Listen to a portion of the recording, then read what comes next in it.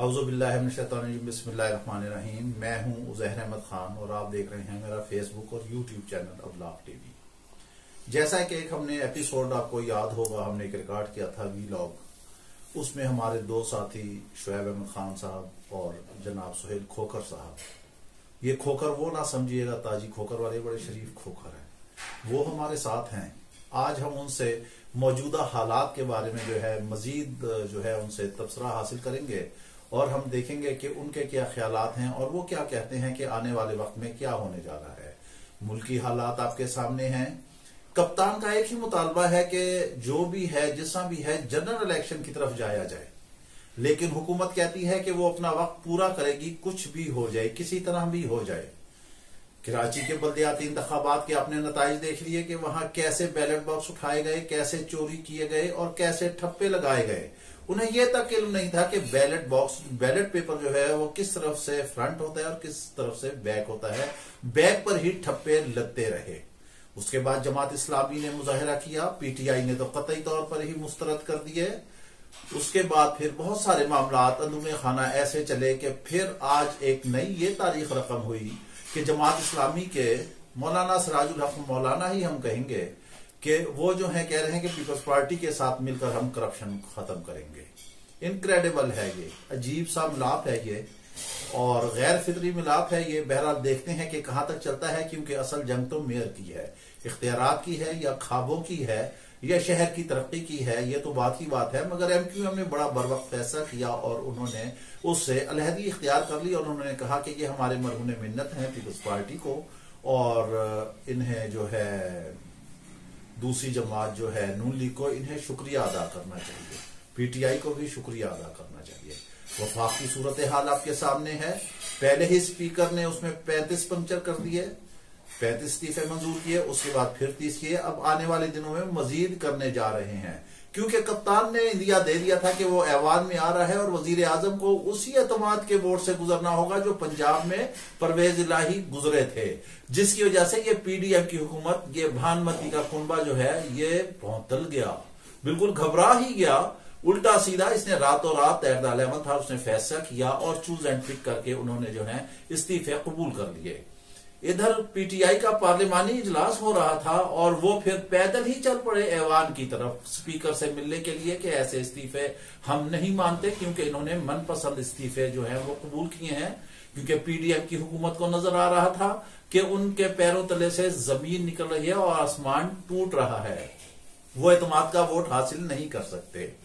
वो इजलास हुआ, लेकिन उसके बाद फिर मजीद इस्तीफे हो गए। अब मजीद इस्तीफे हो रहे हैं। कप्तान का जो मुतालबा है जनरल इलेक्शन का, ये आप ख्याल रखें कि पंजाब की हुकूमत भी गई, केपी की हुकूमत भी गई, ऐवान भी अनकंप्लीट हो गया, तो वो तो एक एतबार से कामयाब ही जा रहा है। लेकिन दूसरी तरफ ये बात भी इस वक्त जो पावरफुल कॉरिडोर है उसमें ये बाज़गश भी चल रही है कि केयर टेकर गवर्नमेंट आएगी, वो आएगी तो फिर शायद वो प्रोलॉन्ग ही हो जाए, वो 3 महीने ना चले, 6 महीना चले, 2 साल तक चले, क्योंकि मुल्क के माशी हालात आपके सामने हैं। तबाही ही तबाही है, बेरोजगारी है, डॉलर काबू नहीं आ रहा, महंगाई आसमान पर पहुंची हुई है, नान 30 रुपए का हो चुका है, गरीब आदमी रोटी खाने से मफलूज हो चुका है, बेकार हो चुका है, उसे कोई रोजगार नहीं मिल रहा है। इन हुक्मरानों की अल्ले तलल्ले देखें, मर्सिडीज मंगाने के लिए इनके पास पैसे हैं, लेकिन गंदम सस्ती करने के लिए कोई पैसा नहीं है, कोई रकम नहीं है। इनके दौरे देखें कहां कहां चल रहे हैं। वजीर खारजा को देखें, वो मौसूफ तो मुल्क में नजर ही नहीं आते बेचारे। वो कहते हैं ज्यादा बारिश होता है, ज्यादा पानी आता है। अब उन्होंने एक नई इख्तरा बताई है, उन्होंने कहा सैलाब आसमान से आता है। अजीब सी बात है, ये कैसे वजीर खारजा है? इंडिया का वजीर खारजा देखें कि वो क्या तालीम है, इनकी सीवी क्या है। हाँ, एक सीवी जरूर है कि ये अमीर तरीन एमएनए है, मेंबर कौमी असम्बली हैं, नौजवान हैं, जहाजों पे फिरते हैं। इनको तो पता ही नहीं कि गरीब कैसे इस वक्त सख्त ठंड में सिंध में खुले आसमान के नीचे वो मर रहा है सैलाब से। सैलाब के लिए पैसे मांगने गए हैं, बहुत भीख मांगी है, लेकिन वो भी कंडीशनल, वो भी अभी नहीं मिल रही है। स्टॉक एक्सचेंज तबाह है, अरबों रुपए वो तबाह हो रहे हैं, ज़र-ए-वाला के ज़खायर ना होने के बराबर हैं। मुल्क किस तरफ गामजन है, कहां जा रहा है, इसका कुछ नहीं पता, हम कुछ भी नहीं कह सकते। अब ये बात एक तयशुदा है कि जिन रजीम चेंज वालों ने जो फैसला किया था, शायद अब वो भी समझ गए हैं और इसी वजह से उन्होंने इनके सर से हाथ उठाकर इन्हें यतीम व यसीर कर दिया है। यही घबराहट है। मौलाना फजल रहमान अपनी जगह तड़प रहे हैं। जरदारी आए थे, जब परवेज इलाही ने एतमाद का वोट लिया, वो बड़ा जर लेकर आए थे कि शायद कोई उन्हें मिल जाए खरीदार, लेकिन कोई ना मिला। वो जर के हमरा ही वापस वो कराची चले गए मायूस होकर, क्योंकि इस दफा जरदारी की सियासत जो है उसकी भी हवा निकल गई और परवेज इलाही ने यह साबित किया कि वो उनसे बड़े सियासतदान हैं। परवेज इलाही को भी आप जानते हैं, जी हां, ये वही चौधरी बिरादरान हैं जिन्होंने कहा था कि परवेज मुशर्रफ को वो 20 साल तक वर्दी पहनाएंगे। बहरहाल अभी फिलहाल इमरान खान के साथ है, ये एस्टेब्लिशमेंट के बगैर नहीं चलते। इन दोनों भाइयों में जो झगड़ा हुआ चौधरी शुजात और चौधरी परवेज इलाही ने, वो भी जरदारी के मरहून मिन्नत था। फिर वो जो है सुलह कराने आए। इसके बाद काफ लीग को जो है इसमें जम करने के लिए सारे मामला चल रहे हैं। पीटीआई के इमरान खान ने ऑफर कर दी है। चौधरी परवेज इलाही ने कहा कि उन्हें कहा गया है कि वो पीटीआई के सदर बन जाएं। बहरहाल ये तो आने वाला वक्त बताएगा, लेकिन अवाम का जो सख्त पारा है वो इस हुकूमत के खिलाफ है और वो इमरान खान के हक में है। ये चाहे जो मर्जी कर लें, जितना मर्जी जोर लगा लें, आज इलेक्शन होते हैं, 6 महीने बाद होते हैं या 2 साल बाद होते हैं, कप्तान ही आगे आएगा। सोशल मीडिया पे कप्तान का कोई सानी नहीं है। बहुत ज्यादा दूर जाने की जरूरत नहीं है। मिलियंस में जिसके फॉलोअर्स हों, अली कासिम जो मोटिवेशनल स्पीकर हैं, वो गए, इमरान खान से मुलाकात की और इमरान खान से आखिर में उनकी बॉडी लैंग्वेज बता रही थी कि वो कितने अंडर प्रेशर हैं। शायद आज तक वो बताते थे कि लीडरशिप क्या होती है। उनका वास्ता नहीं पड़ा था किसी लीडर से। जब लीडर सामने बैठा था तो उन्होंने उनसे भीख मांगी कि आप क्या कहते हैं, मेरे लिए सियासत कैसी है, मुझे एमपीए का टिकट मिलेगा। 1 दफा, 2 दफा, 3 दफा। कमाल हैरानगी की बात तो यह है कि कप्तान के साइड टेबल पे टिश्यू बॉक्स पड़ा था, मौसूफ ने टिश्यू बॉक्स उठाया। हम सोच रहे थे शायद अपनी निदामत का पसीना कहीं फोरहेड से साफ करेंगे, मगर उसे फोल्ड किया और जेब में डाल लिया। ये तो उनकी हालत थी। और उसके बाद सोशल मीडिया पे आप देख लें उनकी कैसी किट लगी, किस तरह वो ख्वार हुए, किस तरह जलील हुए। लिहाजा सोशल मीडिया पे तो हुकूमत काम ही नहीं कर सकती। नवाज शरीफ है वो बैरून मुल्क है, मरियम नवाज हैं वो बैरून मुल्क है, हमजा शहबाज हैं वो बैरून मुल्क हैं। हम आपको बता देते हैं कि ये लोग नहीं आएंगे, क्योंकि नवाज शरीफ ने देख लिया है कि हालात जो हैं इनके काबू से बाहर है। शहबाज शरीफ की हुकूमत नाकाम हो चुकी है, जरदारी नाकाम हो चुके हैं, फजल रहमान नाकाम हो चुके हैं। ये सारे हालात थे जो गो के हमारा जरा थोड़ा सा तबसरा जो है वो तवील हो गया। इसके बारे में हम अब सबसे पहले जो है शोएब अहमद खान हमारे साथ हैं, उनसे हम राय लेंगे कि ये सारे हालात उन्होंने सुन लिए हैं, सवाल भी इसी में है। तो हम देखते हैं कि वो फ्यूचर के बारे में क्या असेस करते हैं। जी शोएब साहब। बहुत शुक्रिया उजैर साहब, आपने मौका दिया बात करने का। असल में ओवरऑल व्यू जब हम देखते हैं ना, तो हालात बड़े डिस्पैरिटी का शिकार कर देते हैं। हर आदमी जो है वो आफ्टर द चेयर फाइट कर रहा है, कुर्सी की जंग है। किसी को मुल्क की, किसी को यहाँ के अवाम की फिक्र बिल्कुल भी नहीं है। कुर्सी की जंग है। मेरे ख्याल से तो खजाने की इस वक्त कैफियत ऐसी है कि हम किसी तरह का भी इलेक्शन अफोर्ड नहीं कर सकते। अभी अरबों रुपया हमने बल्दियाती इलेक्शंस में लगा दिया। मैं इस तरफ नहीं चाहता कि वो ऑनेस्ट या जस्ट बेसिस पर हुए या जैसे भी हुए, लेकिन बर्बादी सरमाए की हुई, पैसे की हुई। पैसा हमारे पास बिल्कुल भी नहीं है। एक उसूल के मुताबिक, स्टेट बैंक की एसओपीज के मुताबिक कम से कम 3 माह के अखराजात हमारे पास होने चाहिए, लेकिन इस वक्त 4.25 अरब हमारे पास पड़े हुए हैं और वो भी मांगे तांगे के। आगे पीछे से इकट्ठा किया हुआ पैसा, हमारे पास अपना कुछ है ही नहीं। मतलब एक्चुअली तो मुल्क डिफॉल्ट हो ही चुका है और सिर्फ डिक्लेयर होना बाकी है। हालात इंतहाई बुरे हैं। मैं तो ये समझता हूं कि इलेक्शन फिलहाल तो सोचना भी नहीं चाहिए। अगर कोई मुल्क के लिए सिंसियर है तो उसे पहले तो इसको अपने फुटिंग पर लाना चाहिए। इलेक्शन एक सेकेंडरी चीज है। हाँ, कोई भी आएगा। अब हालत ऐसी है, खान साहब आ जाए, कोई और आ जाए, फरिश्ते तो आ नहीं सकते। इंसान के बस की बात रही नहीं। हम मिनहसुल कौम ही बिल्कुल हमारे अंदर मोरालिटी खत्म हो गई है। उजैर साहब ने जो बात की सैयद कासिम अली शाह मोटिवेशन स्पीकर की, तो शायद उनको इस तरीके से नहीं करना चाहिए था। उनका एक बहुत बड़ा कद है, बहुत बड़ा कद था और मैं तो भी समझता हूं अभी है। लेकिन इंसान जो है ना जी, वो खता का पुतला है। गलती हो जाती है, वो चले गए या भेजे गए। मुझे तो ऐसा लग रहा था he was being remoted by somebody else, क्योंकि खुद गया हुआ आदमी इस तरह नहीं होता, भीगी बिल्ली नहीं बनता।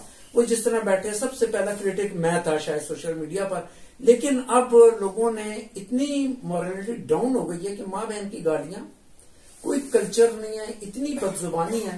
तो मैं कहता हूँ कि खुदारा गलती इंसान से हो जाती है, की उन्होंने गलती, मेरा ख्याल उनको एहसास भी हो गया होगा इस बात का।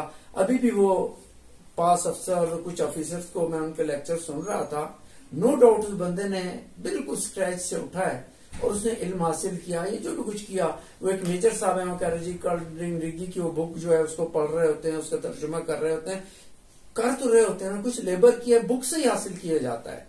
वही तो आजकल के दौर में नहीं आती। जिसने लेबर कर लिया उसको टॉन्टिंग नहीं करनी चाहिए, उसके लिए सरकाटिज्म नहीं आना चाहिए, क्लियर होकर बोलना चाहिए। तो मैं तो अवाम से 10 बस्ता गुजारिश करूंगा कि जितनी उनको सजा मिलनी थी मिल गई, अब उन्हें छोड़ दें। वो फिर भी काम कर रहा है, प्रीचिंग की बात करता है और उसकी बात में कोई शक नहीं होता, बस गलती हो गई उसको दरगुजर करें। फिर आगे आ जाते हैं कि मुल्क को कैसे संभाला जाएगा। तो मेरा तो इसमें मशवरा ज़ाहिर साहब यही होगा कि फिलहाल इलेक्शन की बात नहीं करनी चाहिए, क्योंकि इलेक्शन करवाने पर कमोबेश 50 अरब आपको चाहिए। कहां से लाएंगे, क्या होगा, करप्शन होगी, मुख्तलिफ तरीके से गुर्बत की वजह से इस मुल्क में फ्रॉड हो रहे हैं, स्कैम्स हो रहे हैं, बुरे हालात है, हर आदमी परेशान है, पिस रहा है, आवाज निकालने के काबिल नहीं रहा। तो एक कौमी हुकूमत जो है वो कायम कर देनी चाहिए। तमाम पार्टीज में से कुछ अच्छे मतलब स्टेटमेंट्स ले लें, कुछ स्कॉलर्स ले लें, इंटेलेक्चुअल्स ले लें, कुछ ब्यूरोक्रेसी में से ले लें, टेक्निकल लोग होने चाहिए जो किसी तरीके से इसको कोई फार्मूला लेकर आए। और जब तक हम लोग अपनी सेल्फ रिलायंस पॉलिसी को स्टैब्लिश नहीं करते, खुद इन्हिसारी पर हम काम करना नहीं चाहेंगे, तो मेरा नहीं ख्याल है कि मुल्क कभी अपने पांव पर खड़ा होगा। वैसे अल्लाह ताला इसका मुहाफिज है। जी बिल्कुल, आपने सही कहा। कासिम अली शाह जो हैं वो बहुत पढ़े लिखे हैं, जिन मेजर साहब का आपने जिक्र किया वो भी खासे वो एक्टिव हैं, मगर वो कहते हैं कि गधे पर किताबें लाद दी जाएं तो वो आलिम नहीं बनता। शेख सादी गए थे दावत में, बेचारे पुराने कपड़ों में चले गए तो उन्हें दावत में घुसने ना दिया। फिर जब कपड़े बदल कर गए तो उन्हें दावत में बड़ी इज्जत से बिठाए, तो उन्होंने वो सारे डिशेस सालन जो थे वो अपने कपड़ों पर ही उंडेल लिए और उन्होंने कहा कि दावत मेरी थोड़ी है, ये तो मेरे कपड़ों की है। ये तो कासिम अली को देखना चाहिए था कि अब उसका सामना जो है वो एक लीडर के साथ, लीडर कैसे पड़ा है। लिहाजा बिल्कुल ये बात मैं एग्री करता हूं कि उन्होंने प्लांटेड क्वेश्चन किए थे, क्योंकि उन्होंने इमरान खान से कहा था कि क्या आप करप्ट माफिया को जो है वो माफ कर देंगे, तो उन्होंने कहा नहीं, ये तो रसूलुल्लाह सल्लल्लाहु अलैहि वसल्लम ने ही फरमाया कि अगर मेरी बेटी भी चोरी करते हुए पकड़ी जाए तो उसके हाथ जो है वो काट देने चाहिए। लिहाजा बहरहाल वो प्लांटेड क्वेश्चन थे, वो नाकाम हुए उसमें। अब हम सुहेल साहब से पूछते हैं कि सुहेल साहब, नून लीग की हुकूमत आई थी, ये बड़ी जोड़ के सारी तांगा पार्टियां इसमें जो है वो मिक्स हुई थी, बड़े स्पीड पाकिस्तान के साथ आए थे और रजीम चेंज वालों को बड़े इन्होंने सुहाने बाग दिखाए थे। बड़े मियाँ बाहर थे, छोटे मियाँ इधर थे, जरदारी साहब कभी इधर थे, बिलावल साहब बाहर, हमजा बाहर, मरियम बाहर, सारा कुछ बाहर। अब और तो छोड़े, जुल्म ये देखें कि इस वक्त जो एलसीज हैं वो बंद पड़ी हुई हैं, जो लाइफ सेविंग ड्रग्स हैं, जैसे कैंसर का इतना जो है इंतहाई खतरनाक मर्ज है, उस तक की मेडिसिन नहीं मिल रही है और ये प्राइम मिनिस्टर खुद उस चीज का शिकार है। उसके बावजूद मैं तो ये कहता हूँ दरिंदे हैं ये, इन्हें मुल्क और कौम का क्या ख्याल है सिवाय अपना दोज़ख भरने के अलावा। तो सुहेल साहब, आप इसके बारे में जरा सैर हासिल तबसरा कीजिएगा। बहुत शुक्रिया उमैर साहब। जैसा कि आपने इंट्रो में तो सब कुछ ही बता दिया, हालात कैसे चल रहे हैं इस वक्त पाकिस्तान के।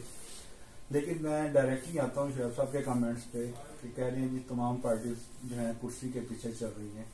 किसी हद तक तो ये बात से मैं एग्री करूंगा, लेकिन ज्यादा बेहतर ये रहेगा कि जो पार्टी पिछले 40 साल से कुर्सी के पीछे थी वो आज भी तो कुर्सी के पीछे जा रही है। और अगर ये पैसा नहीं है, इलेक्शन आप नहीं करवा रहे, आपका इस वक्त कैपेसिटी नहीं आ रही कि आप उसको फाइनेंस भी कर सकते हैं अपने इलेक्शन को, लेकिन क्या ये इसका सोल्यूशन यही होगा कि हम दूसरे लोगों को इकट्ठा करके तो किसी तरीके से अवामी गवर्नमेंट बना लें और कहीं से कोई इंटेलेक्चुअल ले लें, कोई ब्यूरोक्रेट ले लें, कुछ मुख्तलिफ लोगों को इकट्ठा करने से क्या आपके प्रॉब्लम ऐसे सॉल्व हो जाएंगे? मेरा नहीं ख्याल कि ऐसे कभी प्रॉब्लम सॉल्व होंगे। आपके पास अगर नहीं है कुछ भी, आप दुनिया के पास जा रहे हैं, पैसे मांगने जा रहे हैं, आपको प्रॉब्लम क्या है मुझे तो ये समझ नहीं आ रही। आपको पता है कि ये जो पिछले दो पार्टीज हैं, खासतौर से जो पिछले 40 साल से इस मुल्क पे हुकूमत करती रही हैं, उनका मकसद ही सिर्फ हुकूमत करना था, आवाम की खिदमत करना। तो शायद उनके कभी भी, उनके बैक ऑफ माइंड में भी बात कभी नहीं रही होगी कि उन्होंने आवाम की खिदमत करनी है। अगर क्योंकि खिदमत करनी होती तो आज ये पाकिस्तान की हालत ना होती जो आज हम देख रहे हैं। किसी भी तरह कुछ भी ऐसी स्टेबिलिटी कहीं पे नजर नहीं आती कि कहीं पे, अब तो ये नहीं पता चल रहा कि कल क्या होने वाला है, और जो हो चुका उसका जिम्मेदार कौन है, जो कल होगा उसका जिम्मेदार कौन होगा। एक दूसरे को ब्लेम गेम चल रही है। और जब जाते हैं जाके दुनिया से पैसे मांगने के लिए जाते हैं, मुझे तो ये समझ आती है ये दो पार्टियां वो हैं जिनको खुद अपने एसेट्स का अंदाजा नहीं है कि कितने एसेट्स इनके पास हैं। दुनिया के अमीर तरीन लोगों में इनका शुमार होता है। ये लोगों से मांगने से बेहतर नहीं था कि क्या कि अपने ही कुछ पैसे पाकिस्तान में ले आते और लोगों को मांगना ना पड़ते, कम अज अपना ही थोड़ा सा सिलसिला चल पड़ता है इस हुकूमत का। तो शोएब साहब और दूसरा कासिम अली शाह की बात तो मैं बिल्कुल इसलिए नहीं करूंगा कि कासिम अली शाह का मेरा नहीं ख्याल कि ये प्रोगेटिव ही नहीं था, उसको शायद डेफिनेटली जैसे उजैर साहब कह रहे हैं कि वो प्लांटेड था, तो मुझे भी ऐसा ही लगता है, क्योंकि उसने तो डायरेक्टली वही क्वेश्चन दिए और वो मतलब I think there is no comments for Qasim Ali Shah. Thank you. बिल्कुल आप सही कहते हैं कि जितने भी लोग हैं तो वो कुर्सी के पीछे, इन्हें मुल्क और कौम का तो कोई ख्याल ही नहीं है। बात है सारी इख्तदार के हुसूल की। इनको नहीं पता है कि इस वक्त जो कौम है, जो अवाम है, वो किस कब से गुजर रही है। इनके तो गालों में चावल भरे हुए हैं, इन्होंने शायद वो देखा ही नहीं। इनकी औलाद जो है वो सोने के चम्मच लेकर पैदा हुई है, उन्होंने कभी मुश्किल देखी ही नहीं। वो शायद कभी पब्लिक सर्विस में सवार ही नहीं हुए, उन्होंने भूख और प्यास देखी ही नहीं। इनके इलाज होते हैं तो बाहर होते हैं। लेकिन कप्तान में आप ये तो इसे अप्रिशिएट करेंगे, देखें वो पहले स्टेज से गिरा, उसे चोट हुई, उसने यहीं इलाज कराया। अब उस पर फायरिंग हुई, वो जख्मी हुआ, उसने यहीं इलाज कराया। वो बैरून मुल्क नहीं गया, उसने कहा मेरा मरना है, जीना है पाकिस्तान में ही है। मगर इन लोगों के शायद ताने बाने ही कहीं और से हिलते हैं। इन लोगों तो ये तो मुल्क में आते हैं, जैसे कप्तान कहता है ना कि ये लुटेरे हैं, ये आते हैं बैरून मुल्क से, मुल्क के खजाने को लूटते हैं, अवाम को लूटते हैं, उनके हुकूक सलब करते हैं, अपने खजाने भरते हैं और फिर बैरून मुल्क जो है रवाना हो जाते हैं। फिर ये इंतजार करते हैं और फिर ये देखते हैं। और अब नून लीग में देखें कि रिफ्ट पैदा हो चुकी है। यूं तो शायद खाकान अब्बासी ने तरदीद कर दी है कि हम कोई नई जमात नहीं बना रहे, लेकिन अंदरूने खाना खबर यही है कि खाकान अब्बासी, मुफ्ता इस्माइल वगैरह जो हैं वो नून लीग से अलहदा हो रहे हैं। उन्हें जो है कुछ MNAs की खाकान अब्बासी को हिमायत हासिल है। मुफ्ता इस्माइल तो पहले ही खिलाफ हो चुके हैं, क्योंकि इसहाक डार को लेकर आए थे, मुश्किल फैसले मुफ्ता इस्माइल से कराए गए। जब मामलात हुए तो इसहाक डार को हुए, इसहाक डार को पेमेंट भी हुई, लेकिन कुछ भी नहीं हुए। हालात अभी तक जूं के तूं हैं। शोएब साहब आप ये बताना पसंद करेंगे कि आमदा इंतखाबात जो हैं क्या वो कहीं होते हुए नजर आ रहे हैं, और कौम जो राय रखती है उसके बारे में आप बताएं कि वो किस साइड पर इस वक्त उसका झुकाव है, और फिर आपके ख्याल में इस मुल्क के लिए इस वक्त कौन सा लीडर बेहतर है जो कि आके यहाँ की बागडोर संभाले। इंतखाबात जैसे मैंने पहले कहा, मैं भी उस पर कायम हूं कि होते नजर आ रहे हैं, ये नहीं आ रहे, लेकिन हालात बिल्कुल भी नहीं है। जब घर में पैसे ही कुछ नहीं है तो इंतखाब के लिए कहां से लाएंगे। रह गया पिछले 30 साल का सवाल या 70 साल का सवाल, तो ये मुल्क इसी तरीके से चलता आ रहा है। अब इसके हालात हो गए हैं खराब। आइंदा लीडर कौन होगा, कैसा होगा, मुझे तो कोई लीडर यहाँ नजर ही नहीं आ रहा। सब जो है अपनी अपनी हुक्मरानी के लिए हैं, मुल्क के लिए सिंसियर कोई भी नहीं है। मुल्क के लिए अगर कोई सिंसियर होता तो आज हम इस नहज पे ना पहुंचते जहां पर आज हम पहुंच चुके हैं। आप कहते हैं लीडर इस मुल्क में नहीं है, तो फिर ये सारे हैं क्या, ये करते क्या हैं? क्या ये किसी डुगडुगी पे नाच रहे हैं, कोई इन्हें इशारा मिल रहा है, ये कहां से चलते हैं? क्या ये कंट्रोल्ड हैं? सोहेल साहब क्या ये पपेट हैं? क्या बिल्कुल ये जहन से आ रही हैं, इनका ऊपर का खाना खाली है? इन्हें क्या सिर्फ दौलत और डॉलर और सिर्फ इन्हें अपनी लग्जरी लाइफ ही नजर आती है? अवाम की भूख और प्यास इन्हें नहीं नजर आती? चमचमाती गाड़ियों में यूं काफले के काफले गुजर जाते हैं, मर्सिडीजें मंगाने के लिए इन्हें इजाजत होती है। बैरून मुल्क भिखारी जाते हैं तो 5 स्टार होटल्स में ठहरते हैं। IMF या दीगर जो डोनर्स हैं वो कहते हैं कि आप पैसे मांगने आए हैं, आप तो इतने बड़े बड़े लग्जरी होटल में ठहरे हैं, तो आपको पैसों की क्या जरूरत है। ये डुअल किस्म की सियासत, ये डबल चेहरा, ये मुनाफकत, सियासत का दूसरा नाम तो मुनाफकत ही है। तो आप क्या कहेंगे फिर, ये मुल्क हम लेकर किस तरफ जा रहे हैं, हम एटमी पार हैं या फिर? गुजर साहब आप बिल्कुल सही कह रहे हैं, लेकिन मुझे ऐसा लगता है कि ये दो पार्टी जो पिछले कई सालों से इस मुल्क पे हुकूमत करती रही है, इन्होंने लोगों में वो अवेयरनेस क्रिएट करने की कोशिश ही नहीं की। इस पब्लिक को इन्होंने दाल और रोटी के चक्कर में डाले रखा, हमेशा से डाले रखा, और वो कभी भी उस विशियस साइकिल से इसको निकलने ही नहीं देंगे। अगर वो उस साइकिल से पब्लिक निकल गई, आम आदमी निकल गया, उसकी ख्वाहिशात थोड़ी किसी हद तक उसकी जरूरियात पूरा होना शुरू हो गई, तो वो शायद उसका दिमाग काम करना शुरू कर देगा। फिर उसे पता चल जाएगा कि जो ऊपर बैठे हुए 70 साल से वो हमारे ऊपर कर क्या रहे हैं। उन्होंने तो गिनी पिग समझा हुआ है ना, मतलब इस आवाम को गिनी पिग की तरह ट्रीट किया जा रहा है, उस पर तजर्बात किए जा रहे हैं 70 साल। आज हम इकट्ठे, इंडिया और पाकिस्तान दोनों ने इकट्ठा एक 15 को और एक 14 को उन्होंने इंडिपेंडेंस लिया। आज इंडिया जो है वो दुनिया की 5th जो है लार्जेस्ट इकोनॉमी डिक्लेयर होने जा रहा है, और पाकिस्तान जो है वो डिफॉल्ट होने के धाने पे खड़ा हुआ है। तो इसमें क्या पब्लिक का कोई कसूर है? कसूर तो पब्लिक का कभी भी नहीं था। अगर वहां पे लीडरशिप बन सकती थी उतने ही ड्यूरेशन में, तो पाकिस्तान में क्यों नहीं आ सकी? मुझे ऐसा लगता है कि कायदे आज़म के दुनिया से जाने के बाद ही लुटेरे यहाँ पे आ चुके हुए थे, और उन्होंने एक लंबा सर्कल स्टार्ट कर दिया, और वो बारियां लग गई दोनों की, एक आता है दूसरा जाता है, दूसरा आता है पहला आता है, और उन्होंने कभी भी तीसरे बंदे को इंटर होने ही नहीं दिया।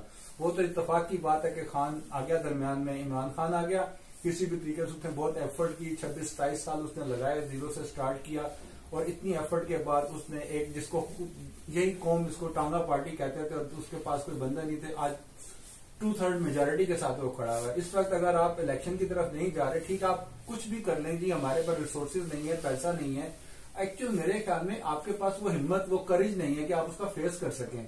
इसलिए कि आपको पता है, अगर आपको तो आप तो पब्लिक को मुंह दिखाने के काबिल नहीं रहे इस वक्त। आप पब्लिक के पास जाएंगे तो आपको वहां पे शायद शिट के अलावा आपको वोट तो कहीं से नहीं मिलने वाला। तो इस वक्त तो 2/3 मेजोरिटी है। इस वक्त आपका बेस्ट जो मतलब strongest leader is Imran Khan, उसके अलावा तो आपको पास तो दूसरी चॉइस ही नहीं है। और इस वक्त आप खान ने ये भी कहा, आपको पता होगा, उसने कहा जी मैं 341 हल्कों से मैं खुद ही अकेला खड़ा हो जाऊंगा। अगर वो कल को मतलब वो सिंगल प्रोटेस्ट करने जा रहा है, तो आपके पास तो कोई उसके अगेंस्ट खड़ा होने के लिए बंदा ही नहीं है।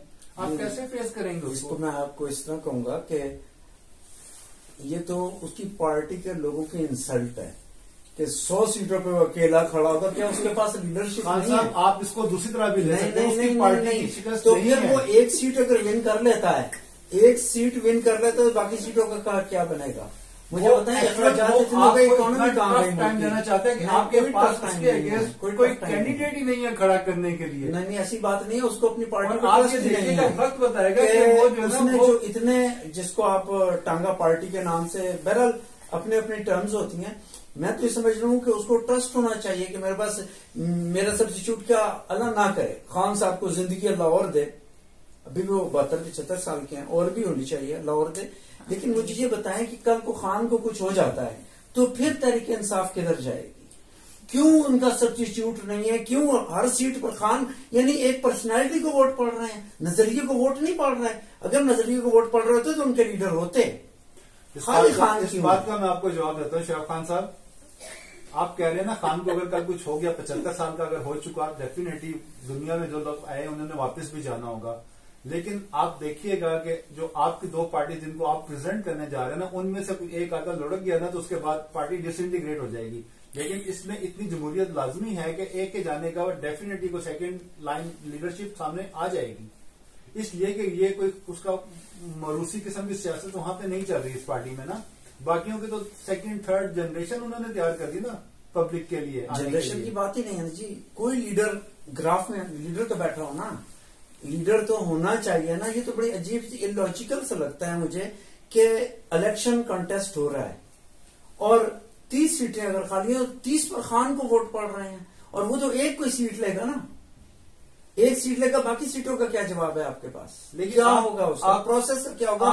जो एक्सपेंसेस हो गए हैं, जो मेरा और आपका पैसा, मैं किसी पार्टी को रिप्रेजेंट नहीं कर रहा, मैं बिल्कुल एक इंडिफरेंट सा होकर मैं कमेंट्स कर रहा हूं कि मेरे जहन में सिर्फ और सिर्फ मुल्क, मुमलिकत पाकिस्तान और इसके अवाम हैं। मैं किसी को नहीं चाहता, सबके पास अपना अपना है, इनकी तिजोरियां भरी हुई हैं। इल्जाम धरने से कुछ नहीं होता, ये तो बस एक दूसरे को डस रहे हैं। यानी मुकय्यद कर दिया सांपों को ये कहकर सपेरों ने, ये इंसानों को इंसानों से डसवाने का मौसम है।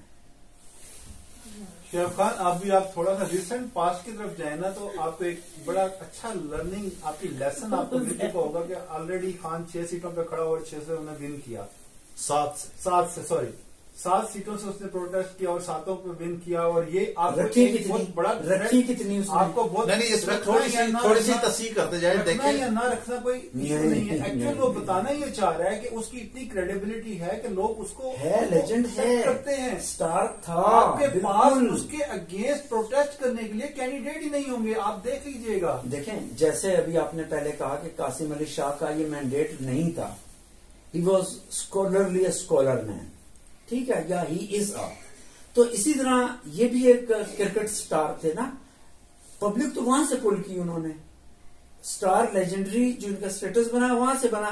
लेकिन ये किसी पर पाबंदी तो नहीं है ना, कोई बाय बर्थ मुंह के अंदर चम्मच लेकर सोने का पैदा नहीं होता, और ना कोई पाबंदी होती है को किस में जाए और किस में ना जाए।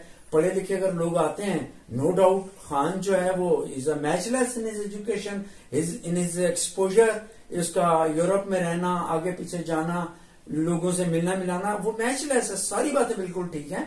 भट्टो भी इसी तरह था, कायदे आजम साहब भी, आपके सामने सारी चीजें हैं। लेकिन मुझे लॉजिक समझ में नहीं आती कि मैं ये कहूं कि नहीं बस मैं ही हूं अकेला, बाकी किसी की तो फिर ये जो अगर मेरी पूरी पार्टी बैठी हुई है तो इनकी तो फिर ये तो सिर्फ डुगडुगी बजाने वाले हैं, पाइपर्स के पीछे लोग आने वाले हैं जो सारे गार में गायब हो जाएंगे। फिर एक खान ही खान है, क्यों? शाह साहब होने चाहिए और पीछे उनकी लाइन होनी चाहिए कि एक को रिप्लेस करें। टीम होती है, उसमें कप्तान है, वाइस कप्तान है, उसके पीछे मौजूद है। ये कैसी टीम है, ये कैसी पार्टी है जिसमें कप्तान के अलावा कप्तान ही कोई नहीं? क्यों हर सीट पर उसका, ये आप क्यों नहीं मानते कि उसका ट्रस्ट नहीं है कि उनको लोग धोखा दे देंगे? क्योंकि आपने कहा टांगा पार्टी, तो हो सकता है कि अगर वो कोई सीट विन करता है वो स्लिप हो जाए, अपनी पार्टी में ले जाए उसको। ये मेरी ओपिनियन। खान साहब, आप कंपेयर कर रहे हैं इमरान खान को, आप कासिम अली शाह से कंपेयर करें। कासिम अली शाह 4 दिन पहले तक उसको पॉलिटिक्स में कुछ इंटरेस्ट नहीं था, या जैसा भी था या नहीं था, बट वो एक्सपोजर जब आया आज से 4 दिन पहले आया। खान अगर क्रिकेट से आया, वर्ल्ड फेम का ऑलरेडी बंदा था, लेकिन उसको ऑलरेडी फिर भी उसके बाद भी उसको 26 साल लगे पॉलिटिक्स में। तो वो एक बहुत बड़ी लॉन्ग एफर्ट स्ट्रगल के बाद आया पॉलिटिक्स में। वो एक दिन उठा और दूसरे दिन क्रिकेट से एकदम से जंप आउट करके पॉलिटिक्स में नहीं आ गया था ना। और यही वजह है कि आज अगर आप ओवरऑल सर्वे करें तो आपको 1/3 2/3 के क्या, मुझे तो लगता है 80% आपको पब्लिक उसको फेवर करती हुई नजर आएगी। और आप यकीन कर लीजिए कि शायद आपके पास इस वक्त दूसरी पार्टीज के पास उसके अगेंस्ट कोई कैंडिडेट ऐसा नहीं है। जहां पे आप देखिएगा, जहां पे खान प्रोटेस्ट करेगा, शायद उसके अगेंस्ट कोई कैंडिडेट उसको आएगा नहीं उसके मुकाबले में। तो ये बात आपकी दोनों मेरे मेहमान ग्रामी की ये गुफ्तगू काफी हद तक ठीक है। देखिए, जो लीडर है उसे तो खुले दिल से तस्लीम कर लेना चाहिए। असल में जो दूसरे खानदान है, इनको सबको तो इनहेरिट हो रही है सियासत जो है, उसके बच्चे यहाँ पर नहीं है, बैरून मुल्क हैं, वो उन्हें नहीं लेकर आया। बाकी रह गया कि उसका सब्स्टिट्यूट कौन है, XYZ होना चाहिए। तो आपके इल्म में ये होना चाहिए कि ऑलरेडी शाह महमूद नायब कप्तान के तौर पे है, वो है। जैसे कि मैंने आपको बताया कि परवेज इलाही को वो जो है सदर बनाने की उन्होंने कहा था, मुझे ऑफर हुई है। इमरान खान की जो रह गई 7 सीटें जीतने की बात, आप देखें यहाँ का तो निजाम का अलमिया ये है, बल्कि यहाँ कानून क्या है, वो कब्रिस्तान है। जैसे वो कहते हैं कि जहाँ जालिम माशरा तो चल सकता है, लेकिन जो इंसाफ के बगैर हो वो नहीं चल सकता। यहाँ पर तो फैसले ही नहीं होते। वो 7 सीटें जीता, अब मजीद इलेक्शन हुए तो रातों रात इलेक्शन कमीशन की कहीं आंख खुल गई, तो उसने अब नोटिफिकेशन जारी किया है कि वो किन किन सीटों पर जीता है। वो ठीक है, वो 1 सीट रखेगा, अगर वो सारी सीटों पर भी लड़ता है। मसला ये है कि ये अवाम में जाए, अवाम सबसे बड़ी अदालत है। अवाम जिसके सर पे हुमा का ताज रखती है, जिसको मसंद इख्तिदार पे बिठाती है, उसके फैसले पर आमीन करना चाहिए। मगर यहाँ तो मसला ये है कि यहाँ पर प्लांटेड इंटरव्यू होते हैं, यहाँ पर प्लांटेड लोग आते हैं, यहाँ पर डुगडुगी पर नाचने वाले, या बंदर ही नहीं कह लें, बंदर आते हैं। जब तक डुगडुगी चलती है उस वक्त तक नाचते हैं, जब थाप खत्म होती है तो इन लोगों के घुंघरू भी टूट कर बिखर जाते हैं। और उसके बाद फिर ये उस अवाम के पास भीख मांगने के लिए चले जाते हैं, वही अवाम जिसको ये दहशतगर्द कहते हैं, फिर उसी से वो इतना जो है कितने कितने किलोमीटर का फासला रखते हैं, उससे वो मिलते नहीं हैं। रह गई बात कि 2 पार्टी सिस्टम था यहां पर, अब ये 3 पार्टी सिस्टम हुआ, मगर मसला ये है कि इन्हें 3 पार्टी सिस्टम जो है वो बर्दाश्त नहीं हो रहा, क्योंकि ये लोग नहीं बर्दाश्त कर पा रहे तकसीम को। यहां तो वारियां लगी हुई थी, एक बारी तू आ तो एक बारी मैं आवा, एक बारी मेरा पुत्र आवे तो एक बारी मेरी धी आवे, एक बारी तू खा एक बारी मैं खावा, फिर मिसाक जमहूरियत कर लें, फिर आपस में अंडरस्टैंडिंग कर लें, फिर MOU साइन कर लें, फिर लूटें एक दूसरे से, वो अपने नैब के केस छुड़वाएं, एक दूसरे को माफी दें, सब कुछ दें, और फिर वो आके हुक्मरानी पे बैठ जाएं। आप मुझे बताएं, बिलावल को इतना अरसा हो गया अभी तक उसे जुबान तक तो सही बोलना नहीं आती है, ये मुल्क का अलमिया है। मरियम नवाज है, वो बैरून मुल्क इलाज कराने जाती है। क्या इन्होंने 30 साल के दौरे हुकूमत में कोई हॉस्पिटल नहीं बनाया, कोई डॉक्टर नहीं यहां पर पैदा किया? क्यों? अब वो जुनैद सफदर को लाना चाहती है सियासत में, क्यों? सवाल ये पैदा होता है कि गरीब का बच्चा जो यहां पर पढ़ा है, क्या वो सदा का सदा किलर की रहेगा? क्या वो टाइपिंग ही करता रहेगा? क्या वो मजदूरी रहेगा? क्या ये 3-4 खानदान जो है, क्या सिर्फ इन्हीं के उसमें विरासत में लिखा हुआ है कि इस कौम को पीसते रहें, हुक्मरानी करते रहें, अय्याशियां करते रहें, यहां मुल्क में मरे, मुल्क में रहें, मुल्क का सोचें, मुल्क को तरक्की दें। आप एटमी पावर हैं, मईशत आपने तबाह कर दी है, दुश्मन जो है वो मुंह फाड़े सो बैठा हुआ है ताकि वो आपकी एटमी कुव्वत जो है वो आप ले ले। आप रशिया यूक्रेन को देख लें कि आप यूक्रेन बनने जा रहे हैं, आपको यही इंडिया मारेगा। आज इंडिया क्यों हमसे खौफजदा है?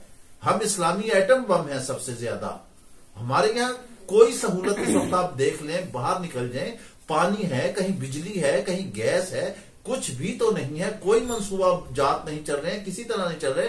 वो 30 साल में उससे कहते हैं 4 साल का हिसाब दे दे। हम इसकी में किसी की ये हिमायत नहीं करते हैं कि इमरान खान अच्छा है या नवाज शरीफ अच्छा है या शहबाज शरीफ अच्छा है या फजल रहमान अच्छा है या जरदारी अच्छा है। हमारे सामने मुल्क है, इस मुल्क की मैशत है, कौम को इससे कोई सरोकार नहीं है कि कौन आता है, कौन काला पीला नीला आता है। उसको तो चाहिए 2 वक्त की रोटी, उसको तो चाहिए अपने बच्चों का मुस्तकबिल, उसको तो चाहिए है नौकरी, उसको तो चाहिए सेहत, उसको तो चाहिए इंसाफ। यहां इंसाफ की क्या हालत है? लोग कैदी जेलों में मर जाते हैं, आपको इल्म होगा, फिर उन्हें बाइज्जत बरी कर दिया जाता है। 20 साल एक आदमी कैद रहता है, उस बेचारी की तारीखें ही नहीं पड़ती हैं, उसकी जवानी के वो लम्हात, वो माहो साल कौन वापिस देगा? उसका कौन जिम्मेदार है? इस निजाम को कौन ठीक करेगा? यहां पर ये इस्लामी रियासत है, हम अल्लाह और उसके रसूल के पैरोकार हैं। आप सल्लम जब मक्का मुकर्रमा में दाखिल हुए, उन्होंने आम माफी का ऐलान किया, मगर जो करप्ट लोग थे, जो चोर थे, उनके लिए उन्होंने, जैसे मैंने बताया, वो सजाएं उसी तरह बरकरार रही हैं। जी शुएब साहब। लेकिन जी, हक तो सबका है तरक्की करने का, और स्ट्रगल के बाद ये तरक्की मिलती है। लेकिन इन सारी चीजों, सारी बातों का, सारे भाषण और सारी तकरीर का जो लुब-ए-लुबाब मुझे समझ में आता है, वो आता है इंसान की नीयत। कायदे आजम ने जिस नीयत से, जिस नजरिए पर यह मुल्क बनाया, वो नजरिया खत्म हो गया, 2 कौमी नजरिया। अब सिर्फ मटेरियलिस्टिक ब्रेन काम कर रहे हैं। पैसा बनाओ, पैसा कमाओ, बस बात खत्म। आपने कहा ये तो खामखा मतलब शख्सियत प्रस्ती है कि अब मैं खान की मुखालफत शुरू कर दूं या नवाज शरीफ की या शहबाज। मुखालफत की बात नहीं है, ना सपोर्ट की बात है। सिर्फ अगर लाइकिंग और डिसलाइकिंग है, वो ऑन द बेसिस ऑफ मुल्क है। जो मुल्क के लिए काम करेगा, हम उसके साथ हैं, अवाम उसके साथ है। ये तो एक भेड़चाल चल निकलती है, बाजा बजता है, सुनाई देता है क्या हो रहा है। आपने कहा इलाज बाहर हो जाता है, इधर चले जाते हैं, उधर चले जाते हैं, तो बाकी भी सारे यही काम कर रहे हैं। बाहर गए या नहीं गए, खान साहब ने अपने ही हॉस्पिटल में अपना मुआयने करवाए सारे, बाहर उन्होंने भी कहीं नहीं करवाया। नहीं, वो भी इत्तेफाक हॉस्पिटल में करा लेते, उन्होंने भी बनाया है। क्यों? जो सरकारी सवाल ये है ना, देखें, जो सरकारी तरीका है उसको करना चाहिए। मेडिकल लीगल रिपोर्ट आज तक एस्टेब्लिश नहीं हुई, ठीक है, क्या इसका जवाब है? नवाज शरीफ के पेटेंट वाजे हुए, यहाँ गिरते हैं, वहां जाकर ठीक हो जाते हैं। नहीं, यहाँ पर है, मुल्क में रहकर अगर एक कानून चल रहा है, उस कानून को अपनाओ। कानून सिर्फ उनके लिए नहीं है, उसी कानून को एस्टेब्लिश हुई है, उस पर केस जो लड़ा है उस पर फाइट कौन से कानून की बात कर रहे हैं? आपने FIR तक उसकी लड़की होने दी, देख लेना। ये मेंशन ना करें कि एक्स प्राइम मिनिस्टर की नहीं, या किसी की भी नहीं हो रही, कभी से भी नहीं हो रही। छोटी सी आप जाकर रिपोर्ट करवा लें, मैं यहाँ बैठा हूँ, जिम्मेदारी से कहूंगा कि आपको कोई थाने के गेट पे खड़ा भी नहीं होने देगा। फिर आपने इस मुल्क में ठीक है ना? सिस्टम ही डेवलप नहीं होने दिया। सिस्टम नहीं, हमने क्या डेवलप नहीं होने दिया, मैंने बताया ना कि मटेरियलिज्म है, वडेरा हुकूमत है। अगर खान साहब ने अवेयरनेस दी है, लेकिन अवेयरनेस में फिर ये कहूंगा पहली वाली बात कि धमा चौकड़ी की सूरत में नहीं होना चाहिए, सड़कें ब्लॉक करके नहीं होना चाहिए, दूसरों के जज्बात से खेल के नहीं होना चाहिए।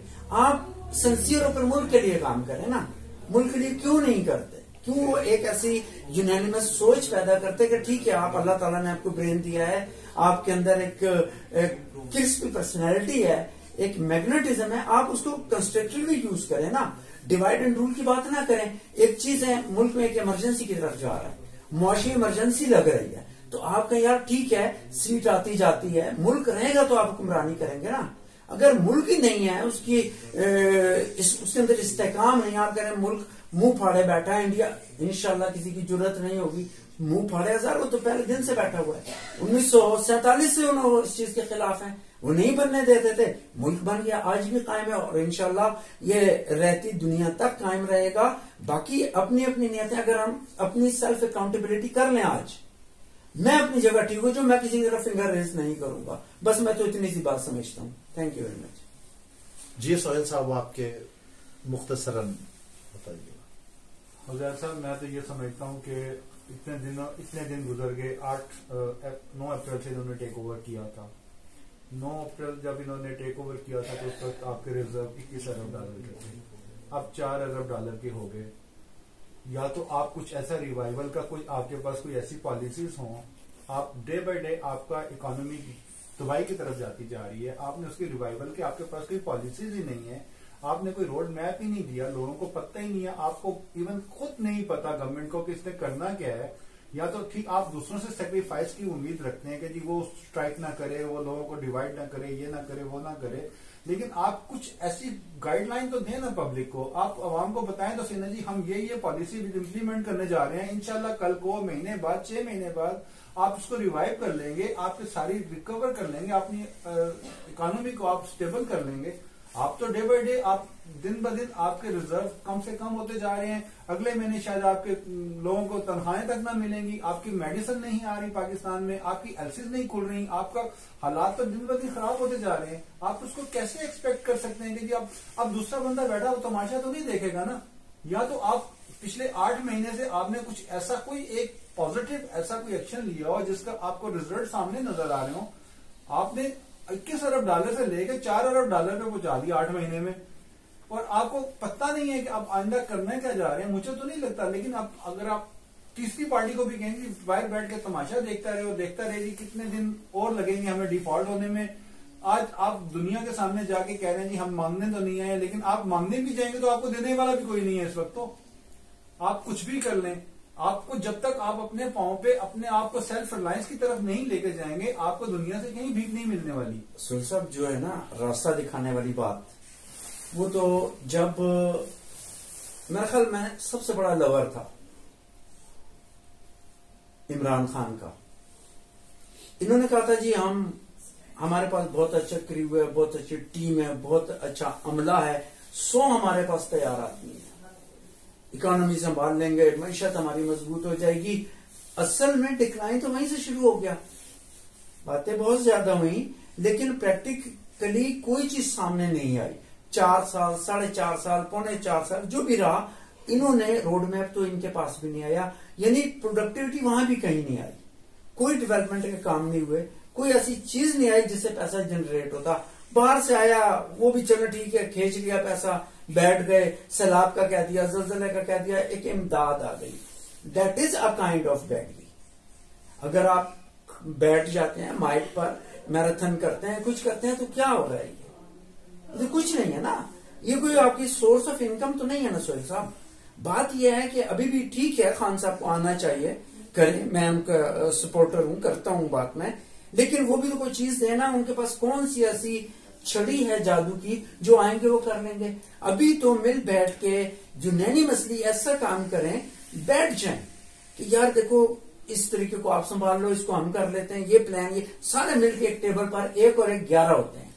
जब बैठकर जुडिशियसली काम करेंगे, ब्रेन को यूज करेंगे, आपस में जो एनमिटी है, जो दुश्मनी है, उसको रिमूव करेंगे।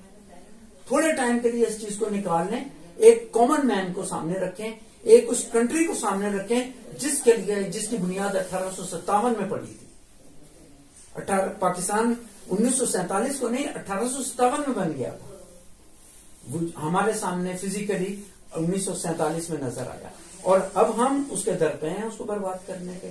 तो मैं तो तमाम पार्टीज के लीडरान से ये रिक्वेस्ट करूंगा कि ये इमरजेंसी का वक्त है, ये ऐसा वक्त है जब हलाल और हराम सब एक हो जाता है। जान बचानी है ना, सब कुछ जायज है, तो आप कोई ऐसी स्ट्रेटेजी प्लान करें, कोई ऐसे रोड मैप लेकर आए, ऐसी कंस्ट्रक्शन शुरू करें, ऐसी डेवलपमेंट लेकर आए कि हमारी कौम के अंदर बहुत सोहेल साहब जज्बा है।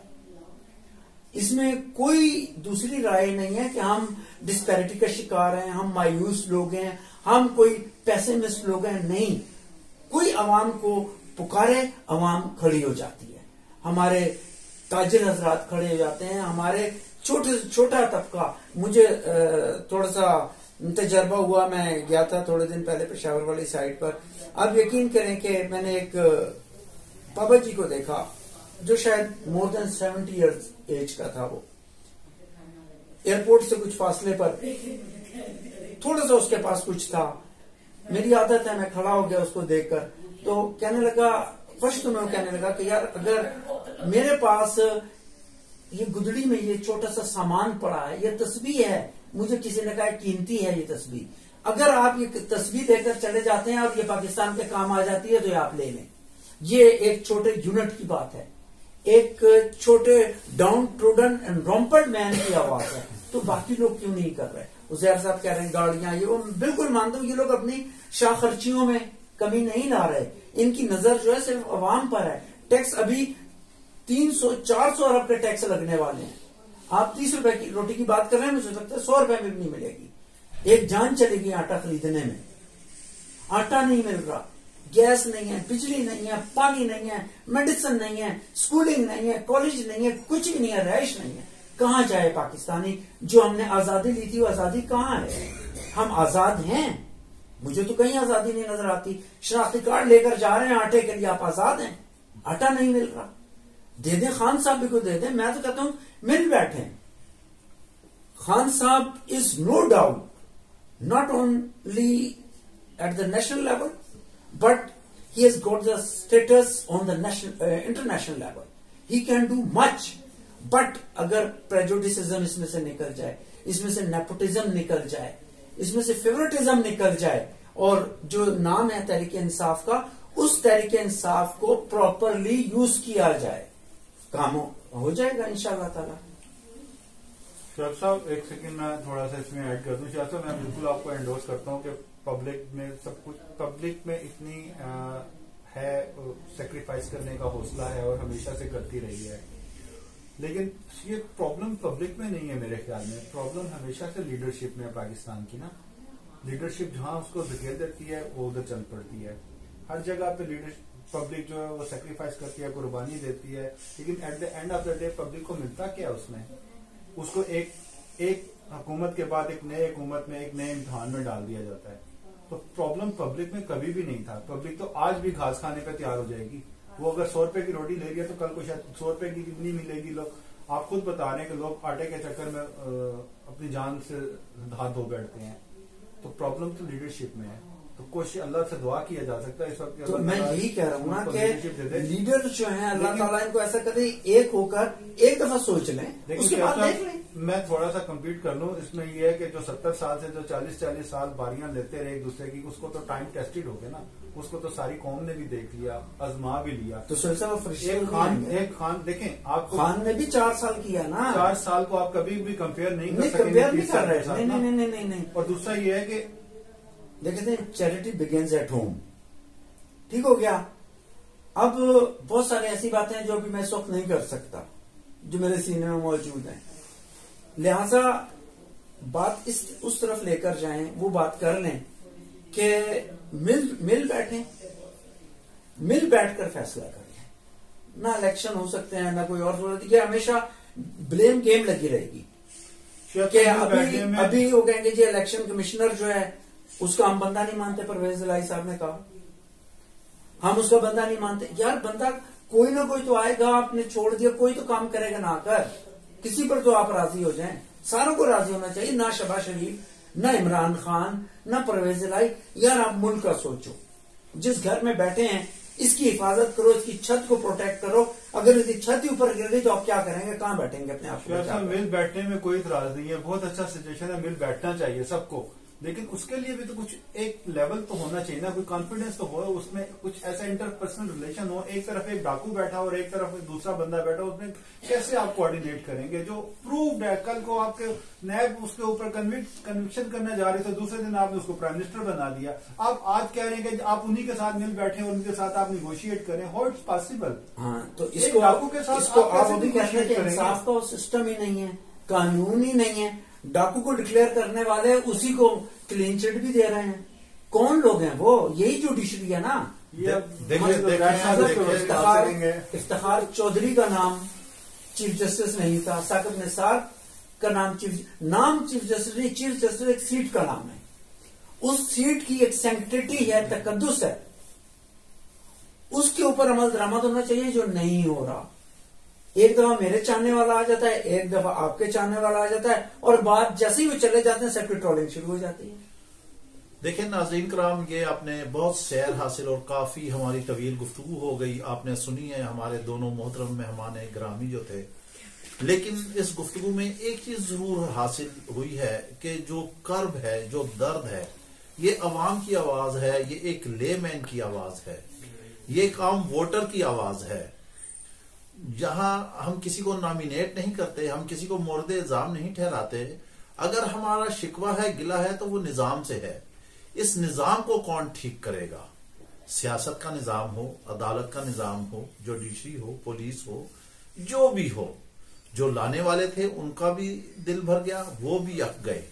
जो मजीद मंसूबाबंदी कर रहे हैं वो भी इस वक्त तन्हाई महसूस कर रहे हैं। इन सियासतदानों को खुद फैसला करना पड़ेगा। जैसे कहते थे कि अमेरिका कहता था पाकिस्तान से कि डू मोर, अब वक्त है सियासतदानों के लिए, ये करेंगे डू मोर। अवाम तो हमेशा ही मच मोर करती रही है, वो तो कभी पीछे नहीं हटी। हम इन दोनों मेहमान ग्रामों की आरा से हम मुत्तफिक हैं, लेकिन अब फैसला का वक्त है। ये फैसला करेंगे हुक्मरान कि इन्होंने मुल्क को कहां लेकर जाना है, बैनुल अक़वामी सतह पर हम कहां खड़े हैं, आखिर कब तक हम भिखारी बने रहेंगे। इसके साथ ही आप हमें इजाजत दीजिए। ये हमारी डिबेट, ये हमारा वीलॉग पसंद आए तो लाजमी लाइक और शेयर कीजिएगा। इजाजत दीजिए, अल्लाह हाफिज।